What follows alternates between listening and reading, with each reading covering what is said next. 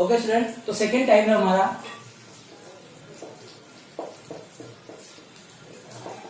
P of x equal to 3x square plus 7x plus 4।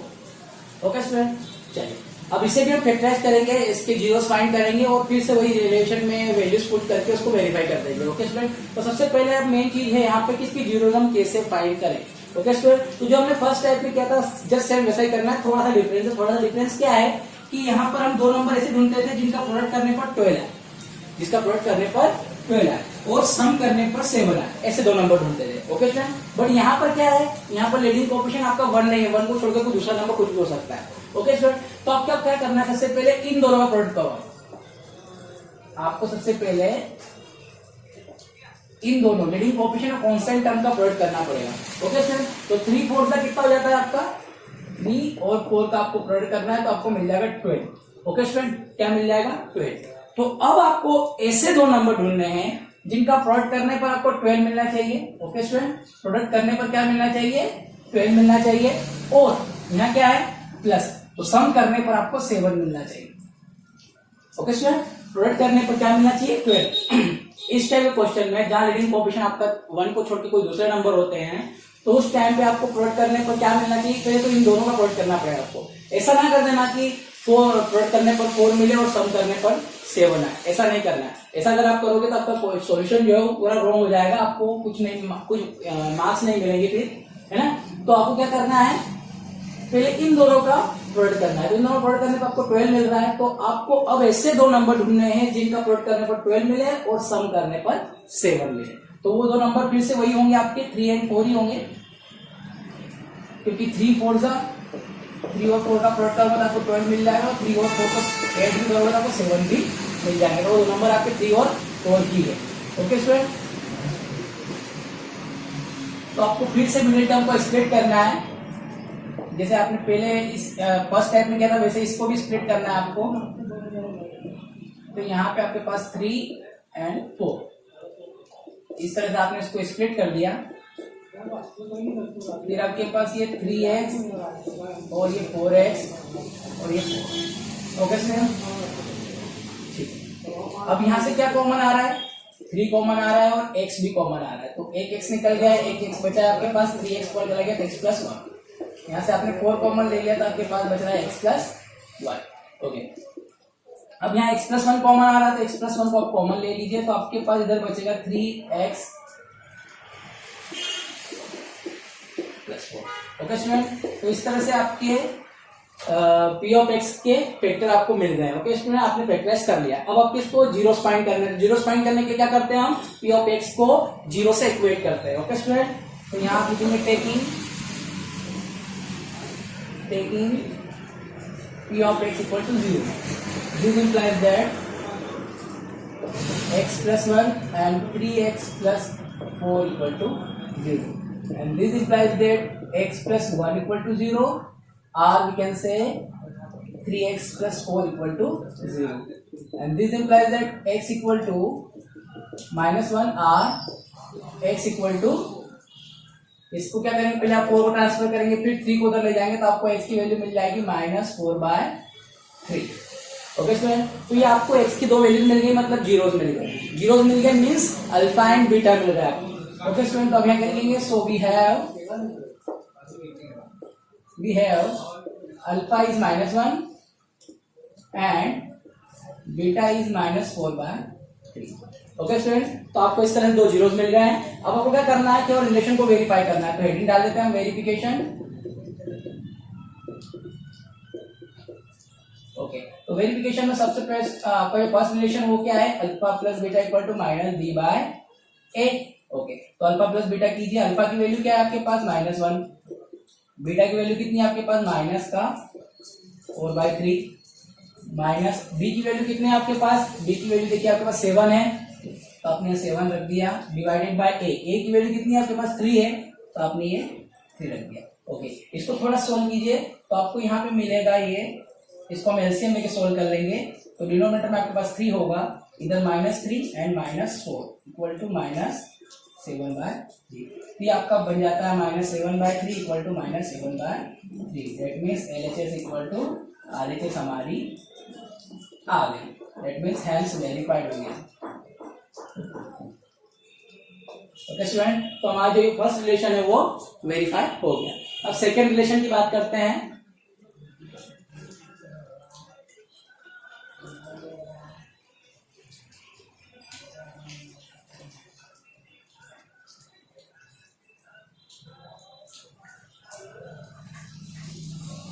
तो second relation हमारे पास क्या है? सेकेंड रिलेशन है alpha dot beta equal to C/A। Okay, तो अल्फा आपके पास क्या है?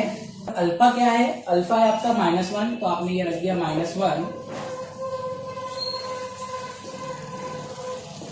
इंटू बीटा है -4/3। ओके, सी क्या है आपके पास? सी आपके पास था 4 और ए आपके पास था 3। -1 का -4/3 से मल्टीप्लाई करेंगे तो प्लस का 4/3 आपके पास इधर भी है और इधर भी है। तो ये आपका हो गया फिर से LHS equal to RHS। Okay sir, तो फिर से हो गया हैज वेरीफाइड।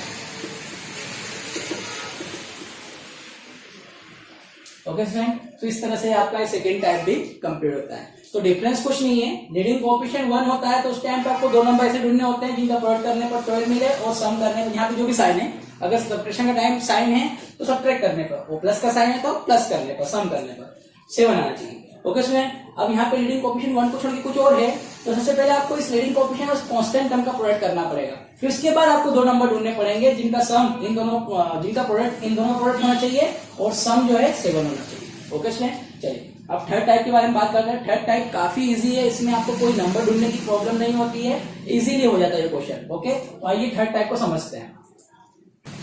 ओके स्टूडेंट, तो हमारा थर्ड टाइप है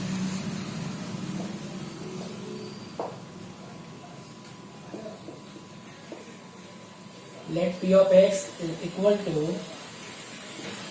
2x² plus 4x। Okay student, तो हमारे पास यहाँ पे केवल दो ही टर्म्स है और थ्री टर्म्स अवेलेबल नहीं है, केवल दो ही टर्म्स है वेरिएबल वाली। तो इस टाइप के क्वेश्चन को सॉल्व करना काफी इजी होता है। यहाँ पे आपको दो नंबर इन दोनों टाइप्स में ढूंढ रहे थे, उन दो नंबर्स को ढूंढने की यहाँ पे प्रॉब्लम नहीं होती है। ओके स्टूडेंट, आपको डायरेक्टली कॉमन लेना होता है इन दोनों टर्म्स में से। इन दोनों टर्म में से आपको क्या मिल रहा है कॉमन, बस उसे कॉमन ले लीजिए, आपका जो ये पॉलिनोमियल है फैक्टराइज हो जाएगा और आपको जीरो मिल जाएंगे। ओके, तो सबसे पहले आपको 2 कॉमन मिल रहा है और x भी कॉमन मिल रहा है। अब यहाँ पे क्या बचा आपके पास? x plus 2। तो इस तरह से आपके ये दो फैक्टराइज हो गए, दो फैक्टर आपको मिल गए। फर्स्ट है 2x और सेकेंड है x प्लस 2। ओके स्टूडेंट, अब कुछ नहीं करना, आपको टेकिंग कर लीजिए, आप इक्वेट कीजिए जीरोस फाइंड करने के लिए। Taking P of x equal to 0 and this implies that 2x dot x plus 2 equal to 0 and this implies that 2x equal to 0 or we can say x plus 2 equal to 0 and this implies that x equal to 0 or x equal to -2। Okay sir, तो आपको दो zeros मिल गए हैं, एक तो 0 और एक -2। ओके, तो so we have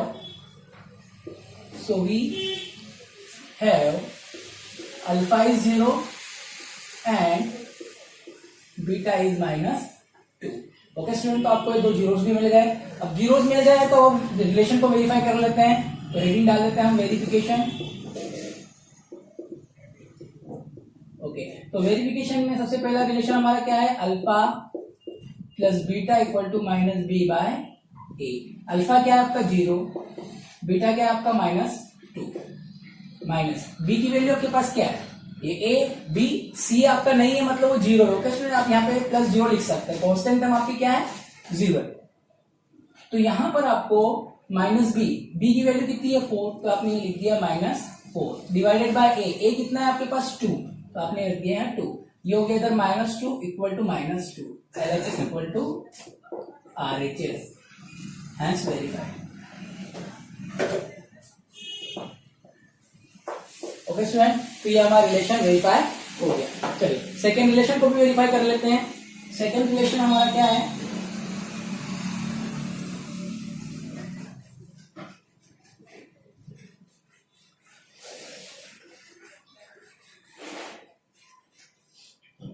second relation है हमारे पास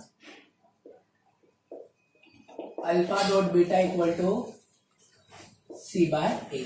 ओके, अल्फा क्या है आपका 0 इंटू बीटा क्या है आपके पास -2। ओके, सी की वैल्यू आपके पास क्या थी 0 डिवाइडेड बाय ए। यहाँ पे देखिए सी कुछ नहीं है मतलब 0 है, डिवाइडेड बाय ए कितना आपका 2 था, तो ये आपका 2, ये हो गया आपका 0 0 into -2 0 and 0 divided by 2 is again 0, so LHS equal to RHS. Okay student, तो ये भी हो गया आपका वेरीफाइड।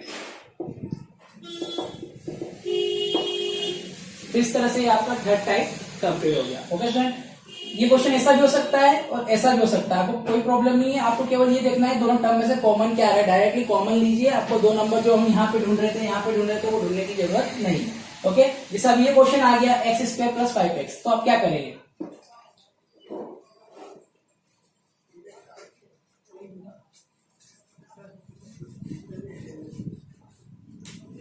जैसे आपका x² + 5x आ गया, तो आपको घबराने की जरूरत नहीं है, जो कॉमन निकल रहा है बस उसी कॉमन निकालना है। जैसे यहाँ पे 2x कॉमन आ रहा था इन दोनों टर्म में से, वैसे यहाँ पे केवल x कॉमन आ रहा था, आप x को कॉमन ले लीजिए, आपके पास x + 5 बचेगा, तो ये फैक्टराइज हो गया। ओके स्टूडेंट, तो ये इजीली क्वेश्चन आप सोल्व कर सकते हैं। ओके, चलिए आप टाइप 4 को समझते हैं।